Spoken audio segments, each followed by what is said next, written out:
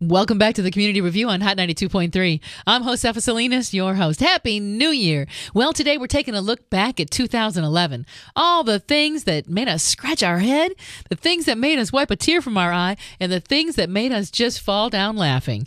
It was all there in 2011. Let's continue with our look back before we head forward. With the downturn in employment, we thought it was only right to really help our listeners get that step up when you're going out there to look for a job. Whether you are unemployed or looking for that second job, we tried to help you put the best foot forward. Remember this one? How to hire the right employer. Making that personal infomercial. What exactly is a personal infomercial, and how can I get myself on one? Well, I came to the realization that when I was unemployed, 6 kids, one of them had brain surgery, and quickly running out of cash, plus an ex-wife, not to mention that as well, that my resume just wasn't cutting it. That you needed to create a personal infomercial, just like an infomercial on television. It grabs you right away or it doesn't.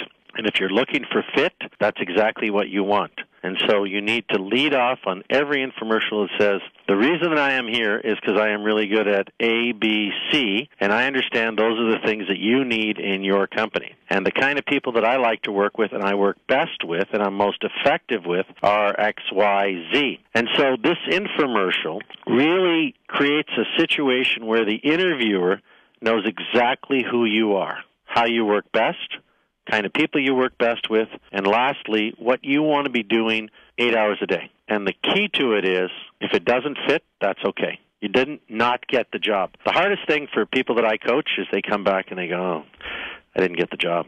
I go, great. They go, what do you mean? And I said, great, it's not the right fit for you. And if you have an infomercial and you're comfortable in that infomercial, as opposed to a resume, sometimes people don't get the job because people don't understand what they're good at. They read a resume and they just don't get it, right? Right. Now, what if what they're calling for is they want to see resume first, then they decide who they're interviewing? Well, I always say, so what? Okay. So what that that's what they want to see? The object is to differentiate yourself, right? Mm-hmm. The object is to be seen properly, correct? Yes. If you don't get a job, let's not get it because you're the wrong person. Let's find out we didn't get it, not because we didn't present ourselves properly, right? Mm-hmm. So they'd like a resume. Ship in the infomercial as well. It's just a 4-page PowerPoint presentation. Don't put it in a letter. Put it in something different. I always recommend PowerPoint. This is what I'm good at. Bing, bing, bing. These are the kind of people I work most effectively with. Bing, bing, bing. These are the kind of, this is the way I resolve conflict. I like a competitive environment. I like a collaborative environment. Now, you got the 5 biggest mistakes that people make during an interview. What are those mistakes? Because that's so helpful now for our people. 5 biggest mistakes. The single biggest mistake is they don't look in the mirror before they leave for the interview. Look at yourself and ask yourself, would you hire yourself dressed and looking the way you are? Secondly, they know nothing about the company they're interviewing with. In today's world, there's no excuse for not knowing a lot about the company that you're interviewing with. The Internet has equalized all of that. Yeah, it has. Thirdly, not making your message clear about what you're good at and who you are, and trying to fit into the answer that you think they may or may not want. Those are the top 3 for me. If I had to have a 4th, it would be being late. Right. Okay. Yeah, I can't imagine showing up late for the interview. I have the same thing here. When people come to see me and I'm doing pro bono work and they show up late, I'm like, you're kidding me, aren't you? Right. Seriously, I set an hour to my time aside free to help you and you're showing up late? To me, that's just disrespectful. Give yourself plenty of time. Make sure you got plenty of time. Relax, cool down, and if you have a hold of your infomercial, you have nothing to be afraid of. So it lets you be yourself. Which is really important because you don't want to get somewhere and it's really not where you want to work and then you're miserable for another 15 years. Exactly. You don't want to find out that you pretended to be somebody else and then when you got the job, you can't keep that up. Oh, yeah, that's the biggest mistake people make, I think. In my book, as you saw, I made that mistake after having left 17 years of one company. I missed all the signals. The guy I interviewed with was in a non-smoking building. He's smoking in his office, so it tells me the rules weren't for him. He was doing his checkbook and ticking off his checks and everything else. I don't even know where my checkbook is or what's in my account.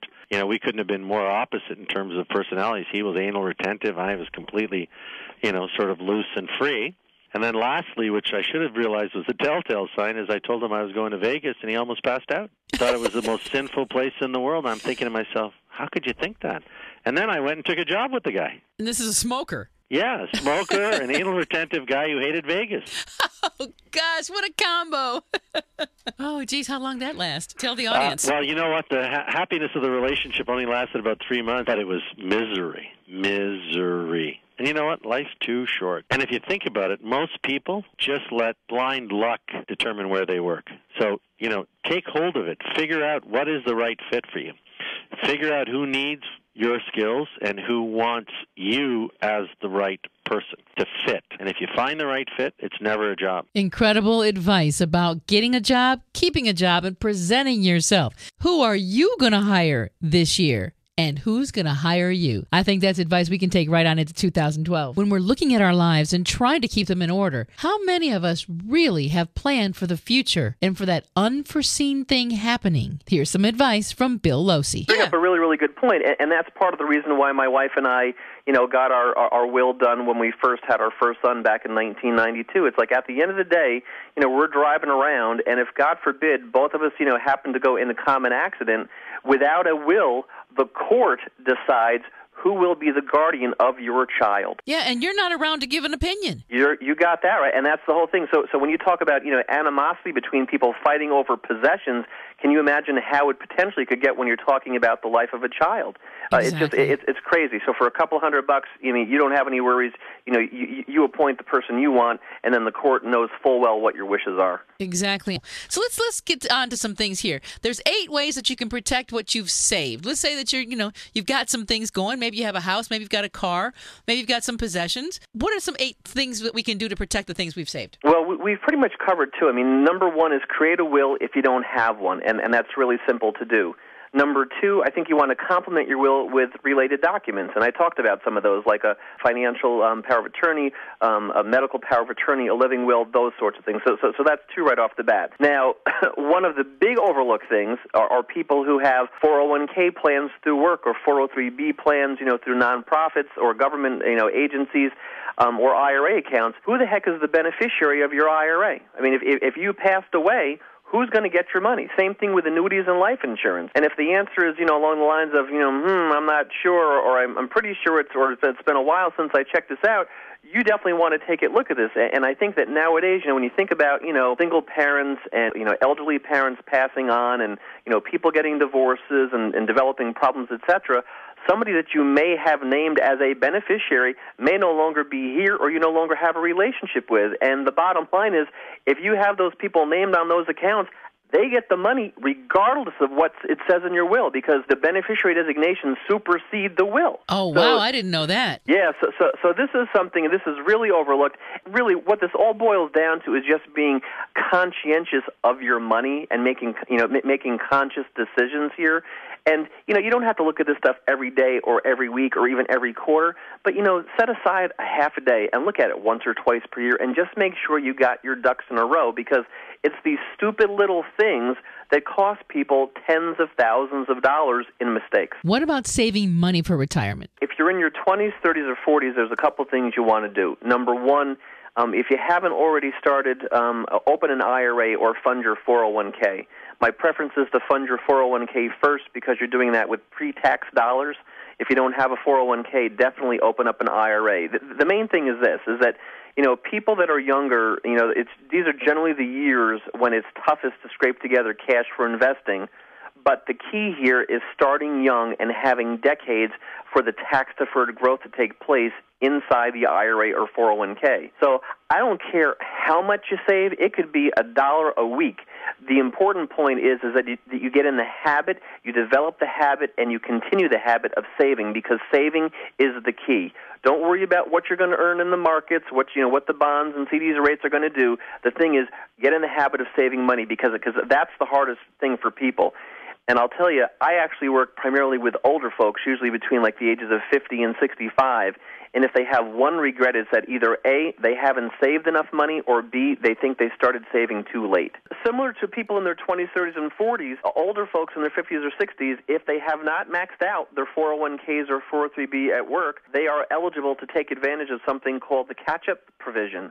So in essence, if they haven't saved as much as legally possible every year, they are able to contribute like an extra $5,500 per year over and above the legal limit into their retirement plan. So, typically when people get into their 50s, a couple things happen. One, for a lot of them, the kids are out of the house or done with college, and/or now they're paying down their mortgage or they've eliminated their mortgage debt. So these are people that are typically in their peak earning years. So this is all about banking as much money as possible in the years they have remaining while they work. So that's number one. Number two, I would tell you that another big key for people that are thinking about retirement is that they want to start paying down their non-deductible debt, such as credit cards and car loans. And the goal is to try to be debt-free, perhaps with their mortgage being the only exception by the time that they retire. And frankly, if they can pay off their mortgage too, that's more power to them, because that'll free up a ton of cash flow and keep their expenses minimal in retirement. So there was some great advice on how to save for retirement and things to do. Now we change our focus to nonprofits. There's over 100,000 nonprofits in Southern California. With that many around,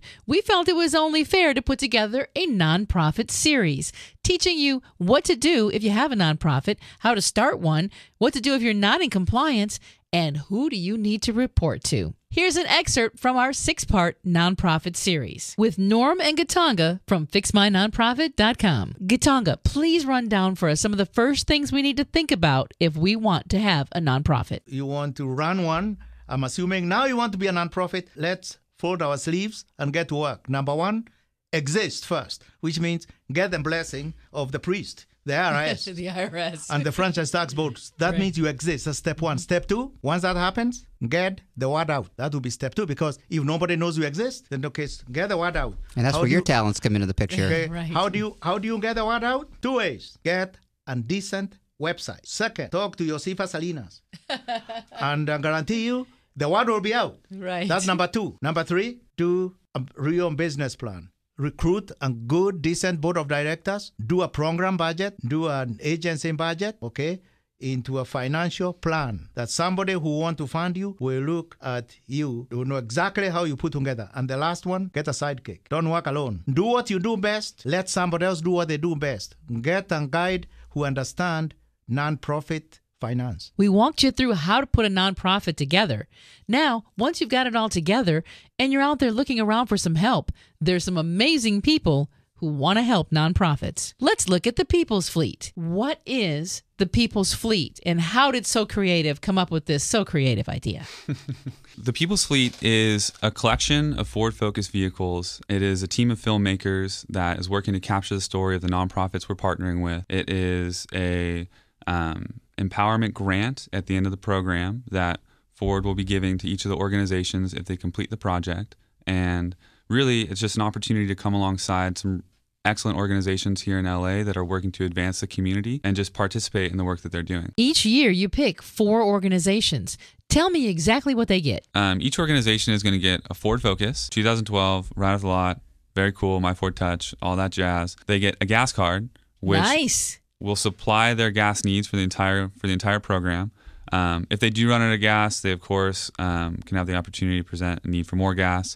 And they get a team of filmmakers, which will follow them during specific periods of time that we have programmed or we have coordinated with them, because we of course don't want to interrupt the great work that they're doing. We want to really come alongside them in a seamless way. These filmmakers will come alongside these organizations in scheduled periods of time to capture some of the projects that they're working on, and we'll then take that content, weave it into a webisode, which will then broadcast across Ford's network, our network, the organization's network, and really whoever's willing to help us share the story.